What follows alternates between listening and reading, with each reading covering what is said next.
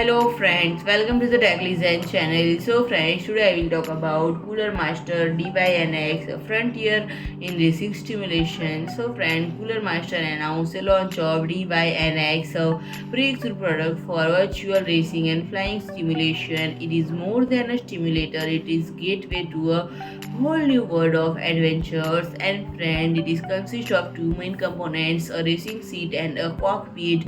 Both are designed using high quality material featuring universal compatibility and adopt modern race inspired aesthetics, and it provides users with the opportunity to craft a stimulation environment that aligns perfectly with their preference.